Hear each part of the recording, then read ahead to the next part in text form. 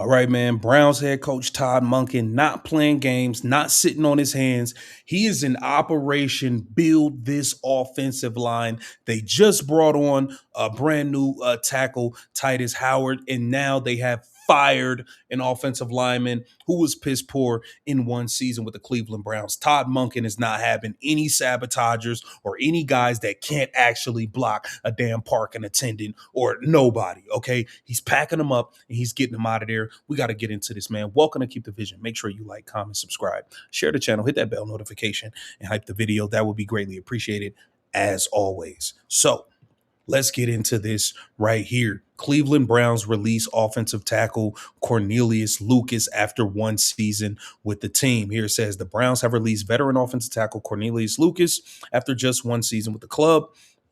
Here it says, one day after reportedly acquiring Titus Howard from the Houston Texans to be their starting right tackle, the Browns announced Tuesday they were releasing veteran offensive lineman Cornelius Lucas after just one season with the team.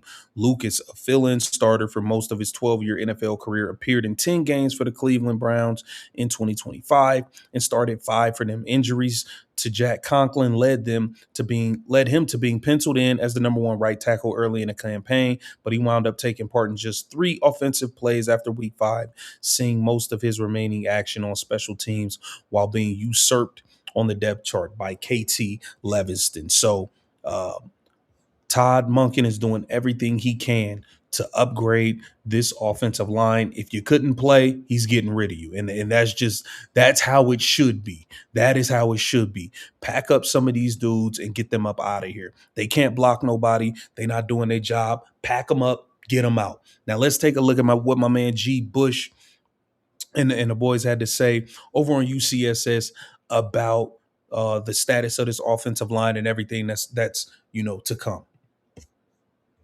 Had to do what they got to do. I think Zach's right. You got to get you a starter. I mean, you're losing all 5 guys. You got to get somebody in there that gets some stability. And I think the one thing that the Browns, when you say overpay, it's funny because the one thing the Browns value a lot out of their linemen is versatility. And he gives you that. He can play tackle or he can play guard, and he's good at both of them. And I think that when you look at that situation, it makes it funny because it still doesn't tell you what the Browns want to do at 6. Like people was like, well, it takes Francis out. No, it don't. If you get Francis, you can still put him at tackle or you can put him at guard, depending on which one he's willing to do, and you can put him at the other one. You can still go left tackle. Like, it's just so many things that you can do. But to me, the Browns understand.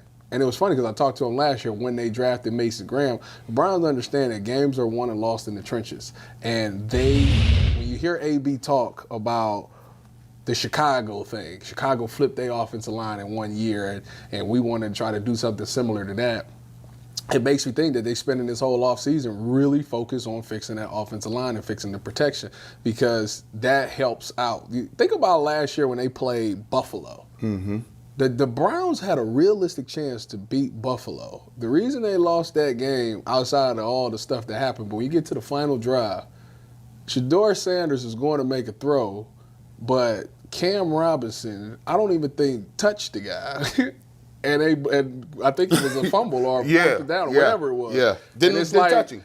Like, we trying to evaluate the quarterback, and we can't even do that if the dude is getting blasted before he can even get the ball out of his hands. That's right. So, like, to me, you have to fix the offensive line. Even if you go get Malik Willis, he's going to have the same issue. You go get draft Ty Simpson or Anthony Richardson, it's still the same issue. So, to me, it seems like they really are trying to fix the offensive line to be able to evaluate the quarterback position. Hey, man, all you parents out there, Tyvis, I don't know if this happens to you, man. I use you as an example. I already used my car analogy. We're going to do something else. Hey, man, you're a newborn father, man. You wake up, baby crying.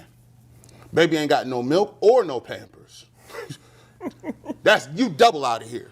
You double, no milk. No Pampers? No Pampers, right? Your wife get up and say, oh, my goodness, the diaper bag is empty and the baby is screaming. She like, we got to go. You got to go to the store. Mm-hmm. It's 12:30.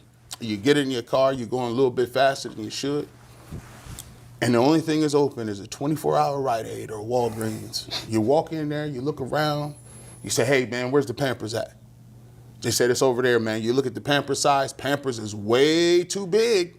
Little two size too big. You're like, this is nasty work. It's got to work today. You gonna grab them. You gonna grab them mediums. It's got to work today. You might even have to use some Depends. You Yeah. might. For sure. You might have to get the adult versions. You get up to the register. Are you gonna ask how much them Pampers is? No. If them is $50 Pampers, you gonna swipe them Pampers, put them in the car, and you gonna tape up your daughter with duct tape and be like, at least she got a clean pamper and some 2% milk. The Cleveland Browns is sitting there and they need milk and they need Pampers. That's receivers and linemen. And guess what? At this point, Zach just said it. The owner said last year wasn't good enough. You didn't win enough games, and the coach got fired, and everybody got moved out. Now, you're the last man standing. You are in no position to ask how much these Pampers cost with this. No, you got to go do what you got to do. Hey, live to fight another day. You can find another bargain somewhere else. But in terms of what the Browns need, they gave a 5th-round pick. They got multiple of them. At least he's better than Livingston. He's better than Cam Robinson. And he can play multiple positions. So even if their evaluation is messed up, push come to shove, put him at guard. Well, KT Livingston still would be the starting left tackle if the season started today. Correct. He didn't give up a sack last year? That is correct. And he started every game at right tackle? That is. He played No, guard he and played all tackle. over the line last year, but he did not give up a sack. And you know what we did? We cashed him out. Can I, what is that? What's There the you breakdown? go. What's the breakdown on guard tackle games for him last year? I got snaps. Give me 1 second. I'll pull it I up. think it was more guard. He was playing tackle, and then they traded Cam Robinson, who they gave $12 million to, and there was a bail. So they swapped a rookie from one side to the other, and they So we got Cam Robinson from them too. Yes. I got the snap breakdown. Okay. Last year, he played 555 snaps at right tackle, 132 at right guard, and 334 at left guard. Yeah, we're gonna take So it's that. about 50-50 as far Right. as guard. We- So he's more of a left guard. He was better, I think, a right tackle over the course of his career, but last year he played more left guard than he ever had. I think he came in as a guard, moved to tackle, and then came back to guard. He was a tight end in college. He got to Moved to Titus, tackle. there's one thing I bounced noticed around. there With when you that laid that 17 out. and a half, he got to play tackle. You know the one thing I noticed when you're laying that out? You're talking about the Miami tackle. You called him Francis because you didn't want to go near having to pronounce that last name. Yeah, Mariaga. Yeah. Maui Nagoa. Maui Nagoa. Francis Maui Nagoa. Can we just call him the Maui Invitational? We just gonna, Maui Nagoa. Maui. Let's I gotta go. remember this. Hey, Maui Nagoa. Man, whatever, bro. Look, I'm sorry, bro. Can somebody tell me how to pronounce the guard's name from Penn State? No, I'm trying to find that out. Look, So if you go to my laptop Maui right now, Nagoa. you got all these guys open, and sometimes they put on their profile page, there's a button, and they read it to you. Oh yeah. And so I played it a need million that. times over. The Arizona State tackle. Oh yeah, that's it. I just like. I'm not even going to try to say. I said it on my way up here in the car Maui to myself, Nagoa. but I'm not even going to try to say it. But anyways, what about Francis? So now Maui Nagoa.